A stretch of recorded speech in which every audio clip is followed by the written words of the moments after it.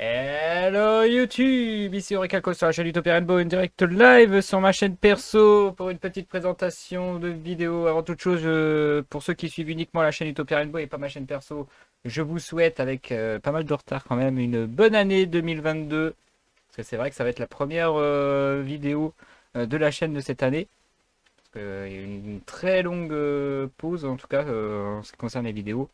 Mais bon, on va rattraper avec vraiment un hors-sujet. Donc ça fait des mois et des mois que je voulais faire ce live, du coup, cette rediff de live concernant un thématique qui est totalement hors-sujet par rapport à ce que je fais d'habitude et ce que tous mes confrères d'avant faisaient d'habitude aussi. On n'oublie pas que j'étais pas le seul à l'époque. Donc, dans cette vidéo, présentation d'une extension pour une fois. On va pas présenter d'archétype, on va pas faire de travers les cartes, il n'y a pas d'opening, rien. Juste, on va présenter un vieux booster qui me touche particulièrement à cœur parce qu'il y a quand même des choses à dire aujourd'hui. Une extension qui, à sa sortie, était en mode ouais, bof, les cartes ouais, sont plus, pas terribles. Et aujourd'hui, entre un quart et la moitié des cartes de cette extension sont recherchées. À vue de nez, vous allez voir en détail, on va voir toutes les cartes de toute façon. Il y a quand même pas mal de dingueries dans le sens où il y a des cartes vraiment qui puent la merde.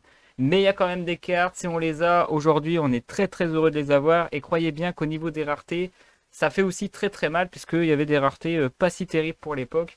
Mais comme c'est des cartes qu'on s'en foutait un peu, et ben, en gros, on les voulait pas vraiment.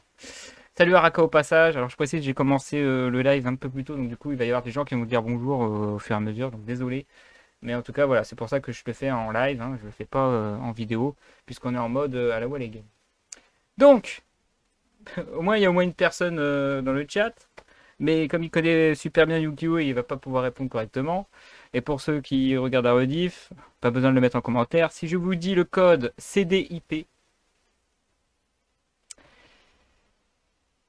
et j'ai la date de sortie, il date du 15 novembre 2006, c'est pour dire. On est à la période de GX, on va bientôt arriver à la fin de la période GX et entrer dans la période 5Ds, mais on est encore sur du GX à cette époque.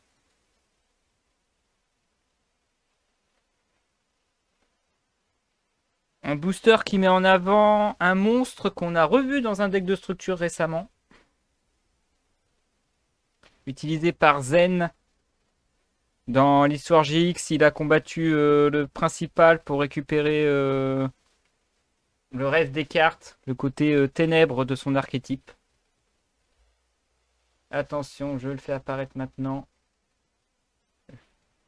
Le CDIP, Impact Cyber-Ténèbres. Impact des Cyber-Ténèbres pour être plus précis.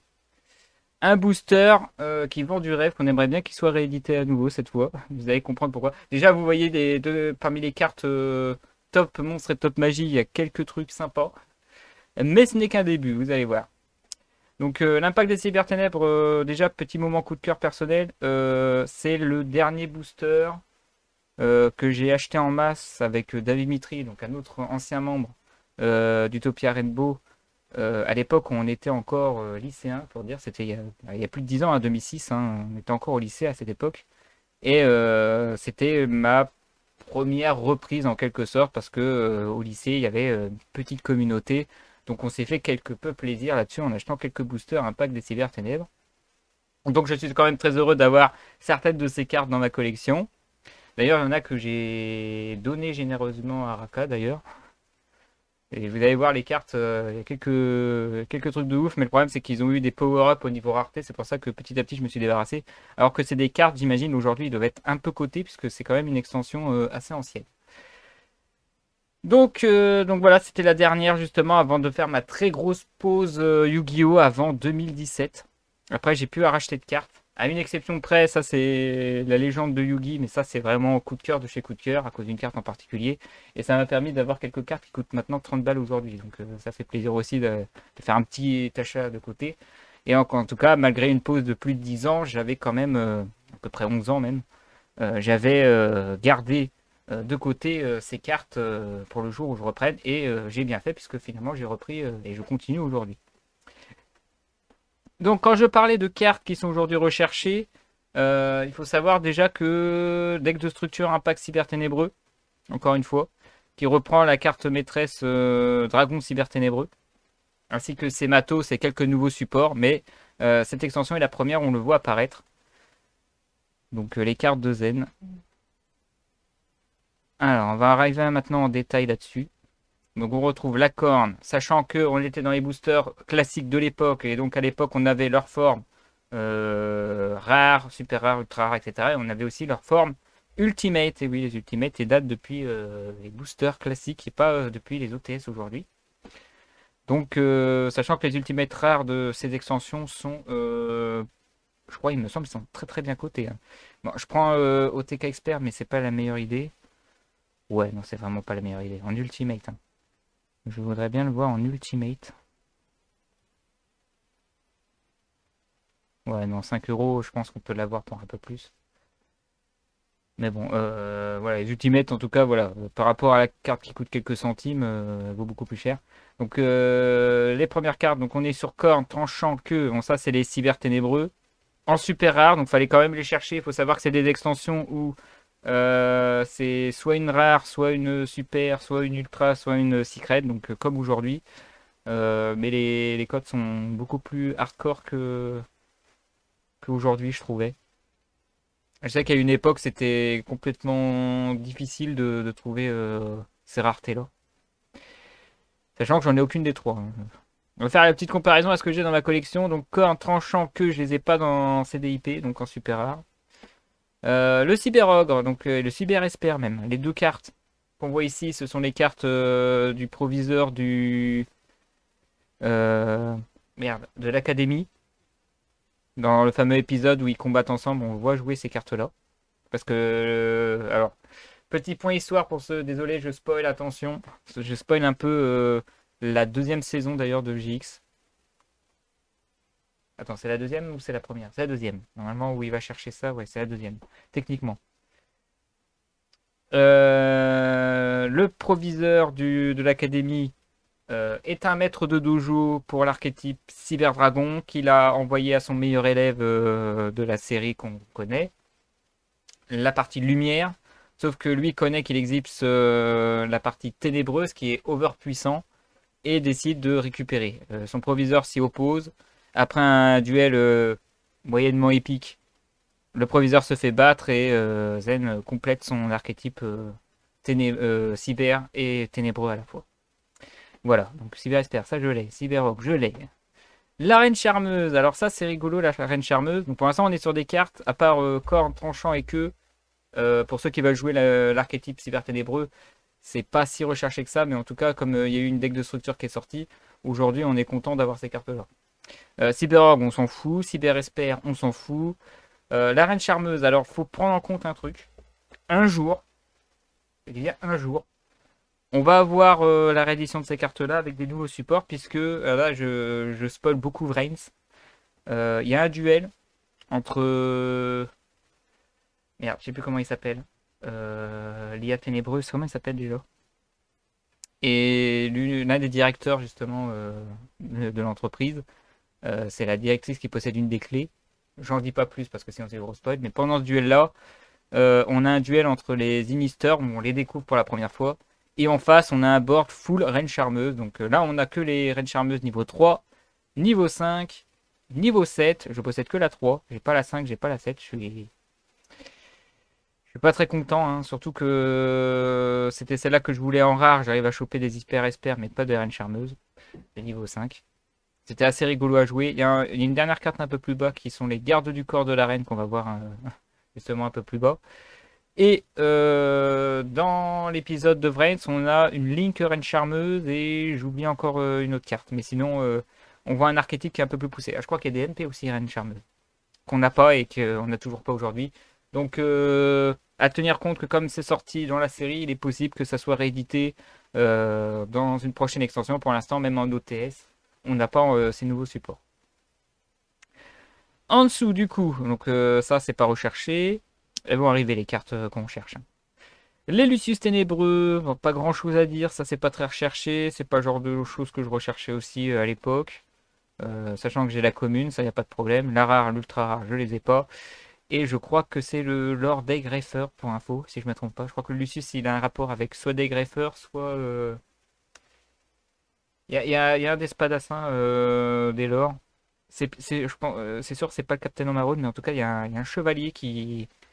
Je crois que c'est ouais, c'est Daygrafer qui devient maudit à cause de l'armure et du coup il devient Lucius Ténébreux. Mais je suis pas sûr. Faut que je revoie mes bases concernant le lien entre Lucius Ténébreux et un autre monstre. Mais c'est possible que j'ai raison, mais dans le doute, croyez pas ce que je viens de dire. Donc, là-dessus, rien d'autre à dire. Asmodien égaré Abaki, c'est rigolo, mais bon, c'est pas les cartes qu'on recherche encore, on y est presque. Ogre flambant, un monstre à deux sacrifices pour pas grand-chose. Chasseur de précision, une carte assez drôle pour l'époque cette fois, mais pas pour aujourd'hui. L'Asmodien égaré, pareil. L'Asmodien égaré qui met en avant un truc, je crois, c'est... Voilà, CDIP en fait, c'est un archétype qui met en avant les blockchains. Donc, grâce à un pack des cyberténèbres, le ruling est beaucoup forcé sur ceux qui jouent cette extension, en tout cas, sur la connaissance sur les spell speed et la résolution des blockchains. Puisque à chaque blockchain, vous pouvez une ou plusieurs cartes magie ou pièges émises dans une chaîne, infliger 100 points de dégâts à votre adversaire. Donc c'est pour une nouvelle chaîne après derrière. Mais je suis plus très sûr. Et vous allez voir qu'il y a plein de cartes qui va partir sur du blockchain 3, blockchain 4. Dont une en particulier que tout le monde connaît, qui est actuellement limitée à une, voire bannie. Je sais plus où on en est à la banlist. Donc on attend toujours. Et donc là, on arrive, ça y est. Enfin, les cartes qu'on recherche aujourd'hui. À commencer par le démon de la vanité. Voilà. Sorti en 2006. Qui empêche les invocations spé, mais à l'époque on était sur GX et sur GX on était encore à part sur les grosses fusions héros élémentaires, héros de la destinée, je crois qu'ils sont déjà sortis, tous ces genres de dingueries, Cyber Dragon aussi. Le démon de la vanité, c'est un monstre à sacrifice, donc faut quand même le sortir, hein. Il y a très peu d'invocations spé pour pouvoir invoquer démon de la vanité par sacrifice derrière. Et empêcher les invoques spé à l'époque GX, oui mais non. La méta n'était pas encore en mode on a besoin de démons de la vanité pour faire chier l'adversaire. Ça fait chier mais sans plus. On a nos statues de barrière, notamment celle-là, dont il a fallu attendre énormément de temps avant qu'elle soit enfin rééditée dans Maximum Gold, mais sinon c'était du 2006. Et quand par exemple le Tri-Brigade avec le Simorg, surtout le Simorg, la ligne Simorg, qui est sortie. T'as déjà des personnes qui jouaient depuis très longtemps qui commencent à nous sortir ces statues de barrière. On a aussi les statues de barrière de feu et d'eau, je crois qu'ils étaient over-utilisés. On avait, je crois, la terre pour les dinos, si je me plante pas. Donc tout le monde commençait à jouer ces dingueries et du coup tout le monde se plaignait. On voudrait bien avoir cette carte, donc il a fallu. On va faire un titre de comparaison hors maximum 2021 normalement. Non 2020, le 12 novembre. 12 novembre 2001, 2020 pardon. Contre novembre 2006. 14 ans pour avoir la réédition de ces cartes. Évidemment, il y a aussi le maître de la vanité, hein, on n'est plus à ça près, donc voilà, lui aussi est sorti pour la première fois dans cette extension, qui a été réédité deux fois derrière. Paquet de champion 8, donc là faut le chercher. Et surtout après, duel sur charge où il est en ultra rare. Donc sinon, si vous le voulez en ultimate, vous pouvez l'avoir dans CDIP. Pareil pour Démon de la vanité. Ceux qui veulent se la péter à l'avoir en ultimate. Sinon, ils sont tous les deux en rare, on peut l'avoir en ultra et en... Non, le démon c'est en ultra aussi. Je crois que c'est en ultra dans Dévastateur de duel, ouais, Dud. Donc c'est les coffrets avec les yokai alternatives. Donc voilà, donc en rare, bon. Mais au moins vous savez que ces cartes datent pas d'hier et aujourd'hui on les cherche encore. Ensuite on a Iris. Iris, bon, pas grand chose à dire, hein. On peut pas avoir que des bonnes cartes, hein. Donc voilà, encore une fois sur l'effet blockchain. Après qu'une chaîne de 3 blocs ou plus soit résolue, piochez une carte. Cet effet ne s'active pas si plusieurs cartes effets avec le même nom est activé durant cette chaîne. Ça évite les dingueries de pousser tout ça. Donc, comme Asmodean Guerrier en gros. À sacrifice par contre. Ensuite, on a le punisseur. Le punisseur, rien d'autre à dire, pas grand chose. Encore des chaînes blocs. Détruisez une carte sur le terrain de votre adversaire, c'est compliqué. Ça veut 2 sacrifices pour une demi-6, donc pas recherché. Les gardes du corps de la reine protègent la reine charmeuse, donc ça c'est bon. Guerrier des combos, maître des combos. Et homme bête, encore des blocs chaînes normalement. Alors le maître je l'ai pas, le guerrier des combos je l'ai. Chaîne 2 ou plus, cette carte gagne 500 points d'attaque. C'est une 500-500, c'est dur. Shotblade 2 pendant votre main phase 1, cette carte peut attaquer 2 fois. C'est une Mi-6, 4 étoiles, on a beaucoup mis aujourd'hui. Le maître des combos, 1 sacrifice, chaîne bloc 2. Pendant la main phase 1, cette carte peut attaquer 2 fois. C'est une 2002 pour 5 étoiles, c'est non. Ah, ça, je me rappelle même pas qu'il y avait ça. Le tireur shooter. Tireur de la tempête. Tellement pas connu qu'on a, j'ai l'impression que si c'est un CDIP EN. Une fois par tour, vous pouvez détacher, vous pouvez sélectionner, activer un de ces effets. Bouger cette carte dans une zone carte adjacente. Retourner une carte magie ou monstre que votre main dans la même colonne que cette carte à votre main. Donc oui, pour ceux qui veulent savoir, euh, les mecs chevaliers n'avaient pas le monopole de changer de position ou de faire des effets en fonction de la position. Bien avant que les Link étaient sortis d'ailleurs, la preuve. On avait déjà des cartes qui jouaient à cette dinguerie et c'est surtout la prochaine qui est rigolote, c'est Infiltrateur Alien, puisque l'archétype Alien sortait en masse. Déjà, il existait, hein. C'est les nouveaux supports Alien qui sortaient au fur et à mesure. Donc l'infiltrateur, celui-là je l'aime bien, c'est vous pouvez le décaler et il peut attaquer directement l'adversaire s'il n'y a pas de monstre dans la même colonne que lui. Donc c'est à partir vraiment de ce genre d'extension qu'on devait faire attention à la position des monstres quand on les invoque, parce qu'on pouvait avoir des dingueries infiltrateurs aliens. D'ailleurs, petite anecdote concernant lui, pour les très très vieux logiciels qui ne prenaient pas en compte la position des cartes par rapport à aujourd'hui qui est extrêmement important, donc du coup ils sont obligés de mettre prendre en compte. Il y a des joueurs qui trichaient beaucoup sur ces jeux en ligne parce que tout le monde qu'on invoquait dans ces logiciels s'invoquait automatiquement à gauche. On ne pouvait pas choisir la position.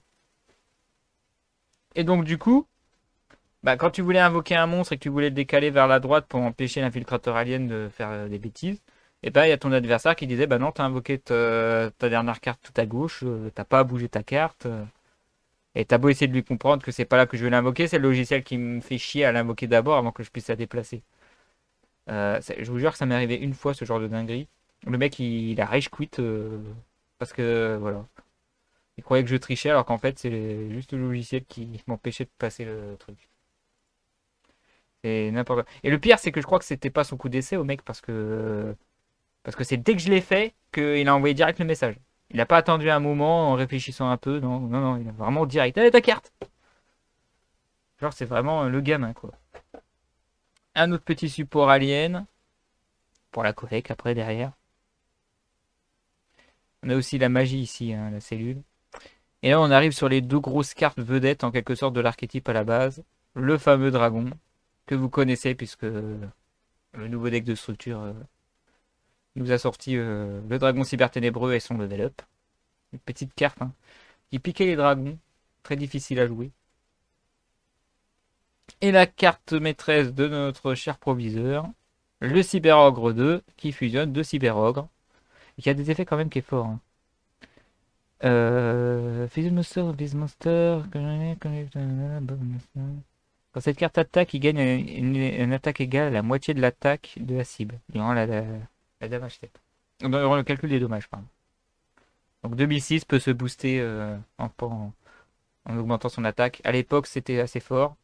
Aujourd'hui, on a 1000 fois mieux avec des lignes comme des Boral Sword, etc. Mais on avait quand même quelques dingueries. Mais elle n'est pas indestructible.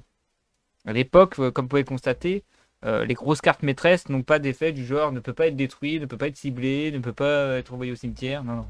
C'est vraiment le truc. Je t'envoie un gros dégât et maintenant, si tu veux gérer, il n'y a pas de souci. Alors ensuite, on est sur l'extension qui joue sur la banlist. On a Éclair de la magie interdite qui fonctionne comme un Raigeki, mais il faut une condition spéciale quasiment impossible. qui dit que votre adversaire doit contrôler tous les monstres, toutes ces zones monstres à l'époque. Maintenant, avec la nouvelle version, il y a l'extra zone, mais c'est que les zones monstres. Donc, s'il a mis aucun monstre, enfin, s'il a mis un monstre dans la zone extra, eh ben, ça compte pas. Donc celle-là s'active justement quand toutes les cartes monstres de la zone adverse sont occupées, détruisez tous les monstres. Raigeki, mais parce que Raigeki était banni à cette époque. Pareil pour le plus mode d'Amarpi, on a Suite Royale. Suite Royale, voilà, on l'a en mode duel terminal dégueulasse, mais il faut que l'adversaire ait toutes ses cartes MP, de la zone MP, soient remplies, détruit toutes ses cartes.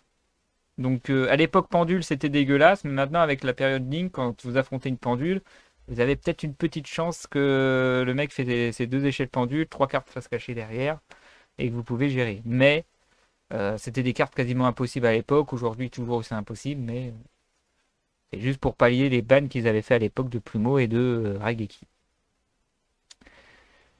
On va remonter un peu parce qu'on va retrouver une carte que tout le monde souhaitait qui a fini par être limitée à une. Fusion instantanée. Donc comme avec Démon de la Vanité, comme avec les statues, comme avec l'archétype maintenant Cible Ténébreux, la fusion instantanée c'est sa première version. Et oui, là c'est la plus grosse dinguerie qu'on peut avoir dans cette extension. Fusion instant, on avait quand même renoncé au milieu à l'époque. Et c'est tout. Les autres n'étaient pas intéressantes, c'était que des monstres fusion normaux ou des monstres fusion qui nécessitaient d'être invoqués par fusion. Parce que là c'est une invoque spé, c'est pas une invocation fusion, attention. Et ce qui était moins connu, c'est qu'on a sa version pour les fusions, mais on a aussi la version pour les rituels. Même effet.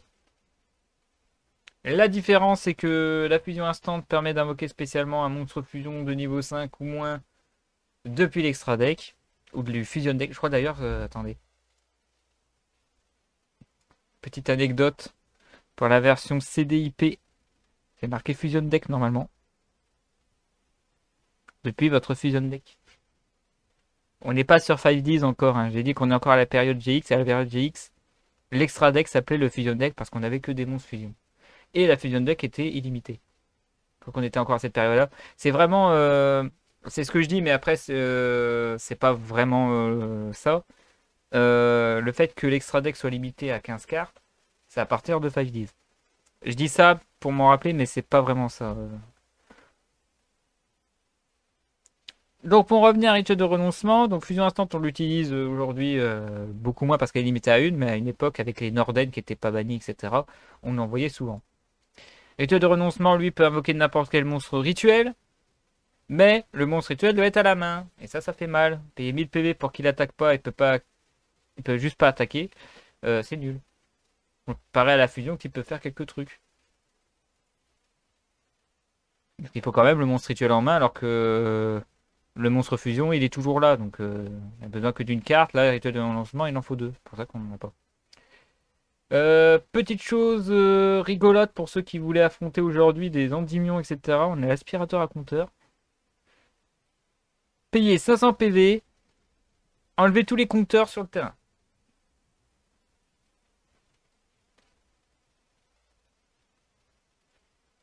Bon, pas très connu. On a le canon.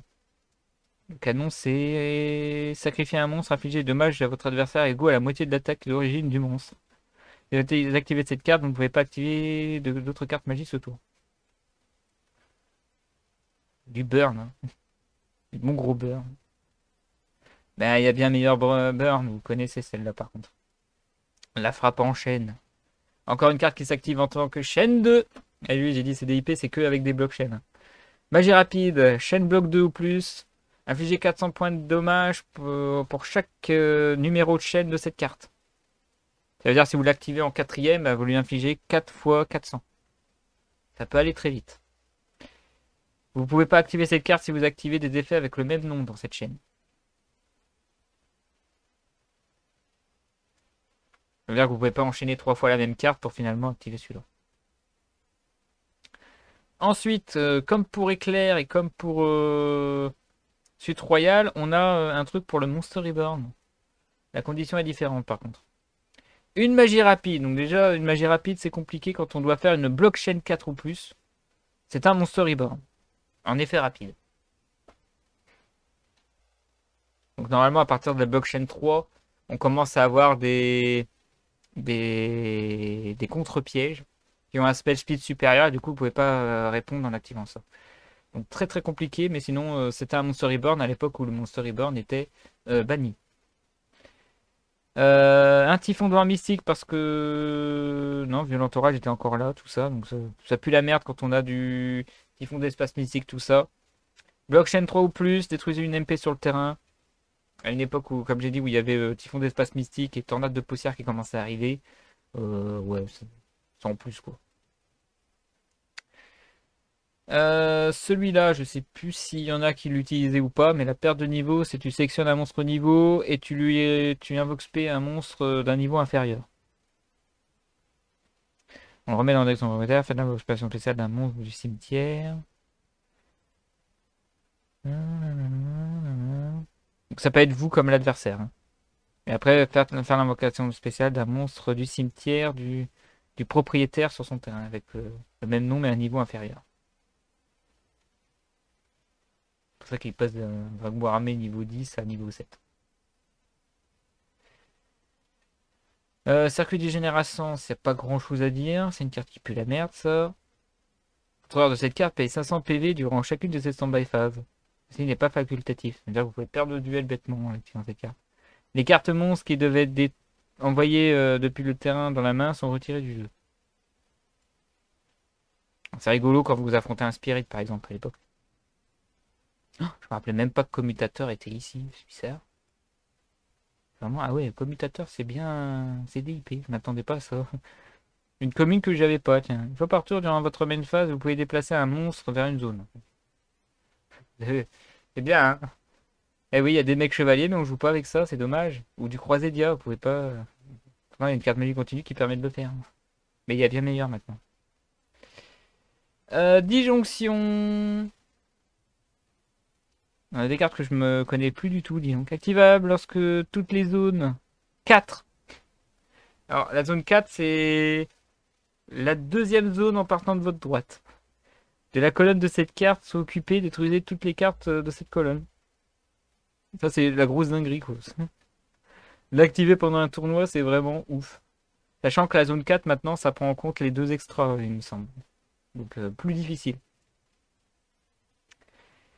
Justice Fracture, ça c'est utile pour ceux qui jouent les monstres normaux. Activable uniquement lorsque votre adversaire déclare une attaque contre un monstre normal face recto que vous contrôlez, détruisez tous les monstres sur le terrain excepté les monstres normaux, qui sont en position d'attaque. Donc oui, il y a moyen de faire des dingueries encore aujourd'hui avec Justice Fracture. Pas très recherché, mais il y a toujours moyen. L'inversion, je sais plus ce que c'est celui-là. Activable lorsqu'un monstre qui vous appartient est retiré du jeu par un effet de l'adversaire, faites l'invocation spéciale de ce monstre. C'est bien parce qu'on avait 2-3 cartes qui... Alors ça, non, je crois qu'on n'avait pas encore... on était à l'époque d'armure de Sakuretsu. Mais je sais pas si on avait à l'époque faille dimensionnelle. Je me trompe, je parle de la carte piège où quand on déclare une attaque, le monstre est banni. Donc ça permet de contrer. Mais je crois qu'il était encore assez rare. Il n'y a que les archétypes vraiment bannis comme les DD à l'époque. Mais je connais plus trop la méta de cette époque-là. Je n'y jouais pas vraiment. Alors là, par contre, deux cartes que j'aimais bien jouer à l'époque, aujourd'hui, bon bah, ça c'est dommage aussi. Le soin en chaîne et détonation en chaîne. Qui ne s'active que en tant que... quand on veut en fait. Non, c'est vraiment, c'est si on l'active en blockchain 2 ou 3. Même pas plus, hein. C'est blockchain 2 ou 3 et celui-là blockchain 2 ou 4. Ah, même 4 ou plus, pardon. Il y a l'autre effet 4 ou plus. J'ai oublié la chaîne 4 ou plus, d'habitude c'est 2 ou 3. Donc celui-là permet de soigner de 500. Celui-là permet d'infliger 500 comme ça gratuitement, hein. Et si ces cartes s'activent, celle-ci en tant que blockchain 2 ou plus, 2 ou 3, les deux, hein, pardon. Je la refais parce que j'explique tellement bien. Celui-là, quand vous l'activez, soigne de 500. Vous soigne de 500. Celui-là inflige 500 à l'adversaire. Ensuite, l'autre effet est la même pour les deux cartes. Si vous activez ces cartes-là en tant que blockchain 2 ou 3, la carte retourne dans le deck. Si vous l'activez en tant que blockchain 4 ou plus, vous renvoyez la carte à la main. Donc c'est des cartes qui peuvent faire recycler votre deck. Ça peut être utile contre des archétypes qui comment on appelle ça? Qui vous foolish, on va dire.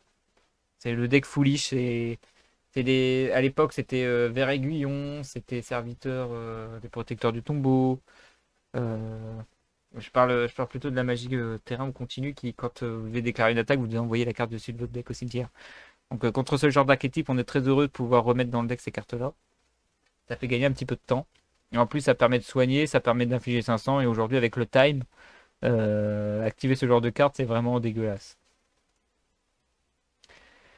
Alors, le sacrifice, ça c'est pour du Cyber Hog, on va pas trop s'y attarder. Donc, activer, c'est un monstre sur votre terrain et détruit au combat tant que vous invoquez SP un Cyber Hog, comme ça. Cyber Hog, c'est un monstre à sacrifice, hein. Alors, l'explosion troyenne, ça c'est rigolo, c'est un anti-fusion. Non, c'est quand l'adversaire veut prendre le contrôle d'un monstre. Vous le détruisez et vous lui infligez des dégâts égaux à son attaque. C'est très utile quand on se prend des Ankh Sky Striker par exemple. On lui fait réfléchir à 2 fois avant de piquer les monstres.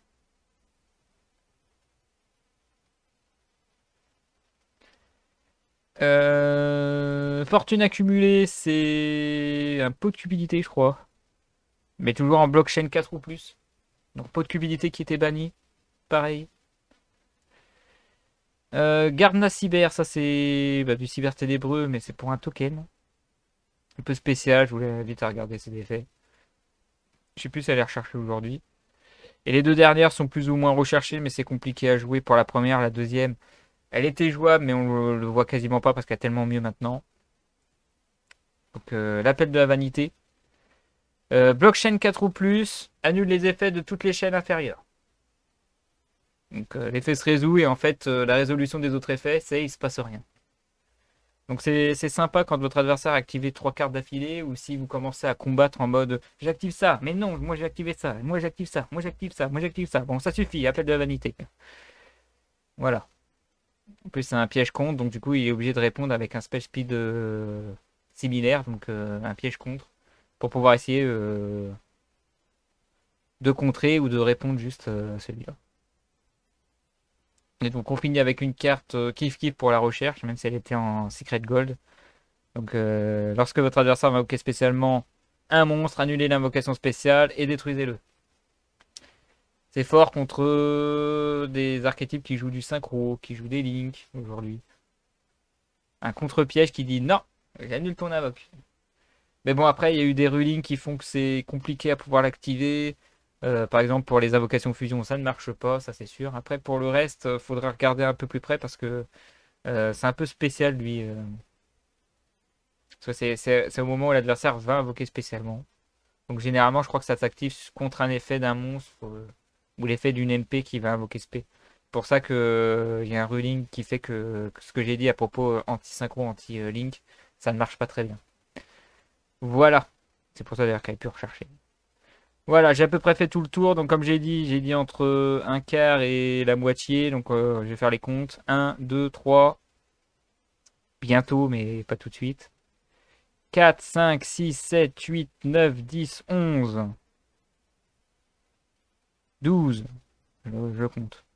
13, 14, 14. Allez, 14, mais je pense qu'on pouvait en rajouter une ou deux autres. 14 sur 60 cartes. Ah, c'est un peu moins d'un quart. Le quart, c'est 15 cartes. Comme quoi. Bon, je suis sûr qu'il y a peut-être une autre carte qui est intéressante que vous pouvez prendre. Mais je pense que voilà, on a déjà pas mal de cartes. On rappelle que c'est une extension qui est sortie depuis 2006 et donc avoir quasiment un quart des cartes qui sont aujourd'hui recherchées, c'est quand même pas mal pour un archétype qui a plus de 14 plus 2, ouais, 16 ans, quoi. Enfin, 16 ans, j'abuse parce que c'est en novembre. 15 ans. 15 ans d'écart par rapport au moment où je vous montre ça. Et c'est un des rares extensions de l'époque qui a autant de cartes recherchées, hein, aujourd'hui. Il y a peut-être d'autres que pour des archétypes précis, mais des trucs généraux comme les vanités, les statues, Les quelques MMP, notamment, on parle du mine mystique pour celui-là, c'est pour ça. Fusion instant pour généralement, c'était Norden à l'époque, aujourd'hui un peu moins, mais même encore aujourd'hui, on peut utiliser Fusion instant, y a pas de souci. Que j'ai en ultimate, je suis content. Mais voilà, en plus, c'est des cartes qui avaient vraiment aucune rareté, hein. Pour vous dire, les statuts de barrière qui étaient en texte gold, à l'époque, ils étaient en commune.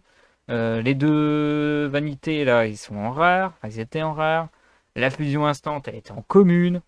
La frappe en chaîne était en commune. La corne céleste était en rare à l'époque. Sinon, ouais, les cartes qu'on voit plus trop recherchées, elles sont dans les meilleures raretés. Donc là, merci le deck de structure pour permettre de récupérer une corne, un tranchant, un queue et le dragon cyberténébreux. Mais si vous voulez le dragon cyberténébreux en bling bling, je pense qu'en ultimate c'est bien. Et les autres aussi. Voilà, donc j'espère que cette petite hors-série que je voulais faire depuis très longtemps vous a plu, hein, pour finalement le faire de manière assez grossière. Si vous avez d'autres cartes de cette extension qui vous a fait kiffer, n'hésitez pas à mettre en commentaire. Si vous voulez que je jette un coup d'œil à d'autres extensions que j'ai largement oubliées ou qui font partie des extensions que j'ai pas pu découvrir puisque j'ai fait ma longue pause avant 2017, c'est pour dire. Celui-là, je me rappelle bien parce que comme j'ai dit, c'est la dernière extension avant que j'ai fait ma grosse pause. Et je suis bien content que j'ai pu acheter quelques boosters pour avoir ces quelques cartes aujourd'hui assez recherchées. N'hésitez pas non plus à mettre en commentaire justement toutes ces extensions qui vous ont plu. N'hésitez pas à mettre aussi vos extensions coup de cœur de l'époque et pas d'aujourd'hui. Tu as des pouvoirs, loup de tes yeux. Ah, mais ça, c'est le fond vert. C'est totalement hors sujet, c'est parce qu'il y a de la lumière, etc. Tu vois les parasites au niveau de mon t-shirt. Bon, bah bref. Bon, je vais finir quand même la vidéo parce que là, on parle vraiment en mode streaming. Le pouce bleu pour ceux qui plaisent, vous abonner à la chaîne pour d'autres vidéos. N'oubliez pas qu'il y aura surtout de l'opening, surtout la prochaine. La prochaine vidéo, c'est un opening. Et ce sera tout pour l'instant pour mon activité. Sur ce, moi je vous dis, ciao ces gens.